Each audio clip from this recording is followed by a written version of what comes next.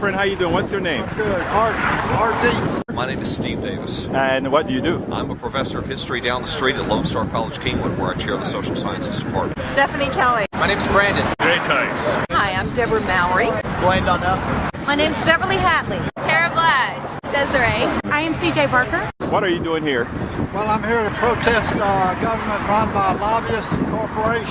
We're here at Ted Poe's office. We're trying to assert our rights. Public statement about some of the injustices in our country right now, and hopefully people get engaged and make a difference and express themselves and begin to turn that around. There's massive inequality, first of all, and that inequality is being used by people who are doing very, very well to make sure the status quo is maintained. It's just not working for the whole majority of Americans.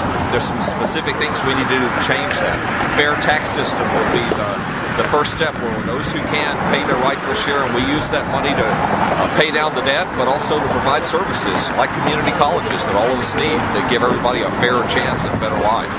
We're trying to reclaim democracy for the people. We want to take democracy away from corporations. Now, what exactly does that mean?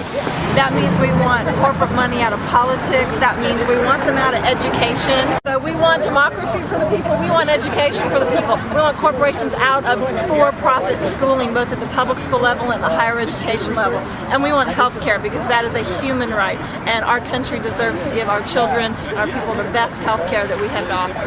I am protesting against corporate greed. Is Ted Poe your representative? He is. Is he doing what you want him to do? He is not doing what we Now, want. what do you want him to do? What we want him to do is make everybody pay their fair share.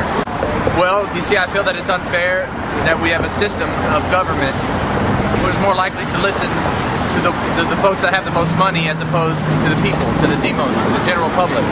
We have a problem when we have politicians who go to vote on a bill who may not necessarily vote the way they feel, but rather the way that the people who are invested into their campaign feel. Are you a veteran? I am a veteran. I joined the Army in 2005. I was a combat medic for 4 years. Got out in 2009, started college, and college is where I became politically aware. We're standing in unity with the Occupy protest, and we're outside of Ted Poe's office because we're protesting the rich's influence on our democracy. I am here to raise awareness of rising inequality in this society. We have some huge problems with things like teenage pregnancy, prison populations, high school dropouts, poor reading and math and education scores, drug use in our society, and all of them are directly linked to rising levels of inequality, and they have been for the last 30 years. What do you think being here will actually accomplish to further that cause? Well, it'll show people that there are some people that care about these issues and are willing to speak out about them, and that everybody is welcome to join us. Now, are you from this community? I live up the street in Kingwood. Now, is Ted Poe your representative? He is my representative. Now, do you feel that Ted Poe is representing you as you feel he should?